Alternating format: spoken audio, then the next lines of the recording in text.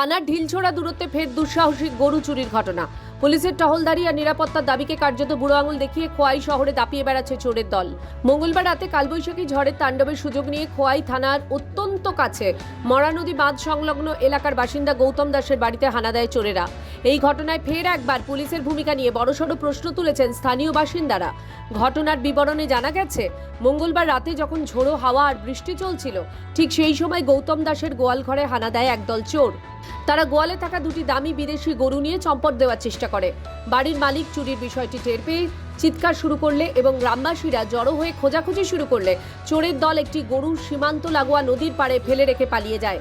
তবে অন্য গরুটিকে সীমান্ত পার করে বাংলাদেশে নিয়ে যেতে সক্ষম হয় তারা। এই ঘটনায় সীমান্ত নিরাপত্তা নিয়েও প্রশ্ন উঠছে। স্থানীয়দের অভিযোগ, সীমান্তে কাঁটাতারের বেড়া এবং হাই মাস্ক ল্যাম্প পোস্ট থাকা সত্ত্বেও কিভাবে বাংলাদেশি চোরেরা অনায়াসে এপারে ঢুকছে এবং চুরি করে পার পেয়ে যাচ্ছে তা রহস্যজনক। এলাকাবাসীর দাবি, নিত্যদিন সীমান্ত পেরিয়ে চোরের দল খোয়াইয়ের বিভিন্ন এলাকায় তাণ্ডব চালাচ্ছে, অথচ পুলিশ প্রশাসন বা সীমান্তরক্ষী বাহিনী এর কোনো স্থায়ী সমাধান করতে পারছে না। আক্রান্ত গৃহকর্তা গৌতম দাস কান্নায় ভেঙে পড়ে জানান, তার পরিবার এই দুটি গরুর উপরই নির্ভরশীল ছিল। দুধ বিক্রি করেই চলতো অতি কষ্টে সংসার। একটি গরু উদ্ধার হলেও অন্যটি চুরি যাওয়ায় তার মাথায় আকাশ ভেঙে পড়েছে। এখন কিভাবে দিন চলবে তা ভেবে কুল পাচ্ছেন না তিনি।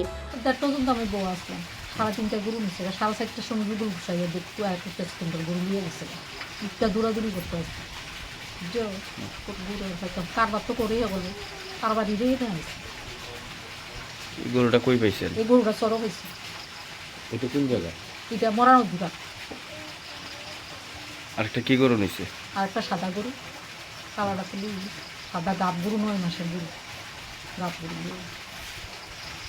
আমি তো বাবু এটা কইতে পারতাম না যে কি আডাল লইছে, ইন্ডিয়া শুরু লগে আছে, নাহলে কি করে জানতো তুমি কম এই সিপার থেকে কি করে গরু বুঝি।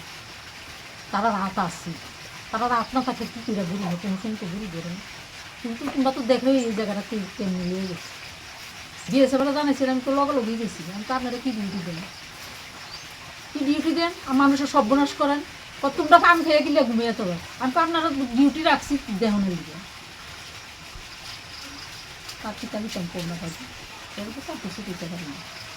অন্যদিকে খোয়াইবাসীর অভিযোগ, লাগামহীন চুরির ঘটনায় শহর ও সীমান্ত এলাকায় তীব্র আতঙ্ক ছড়িয়েছে।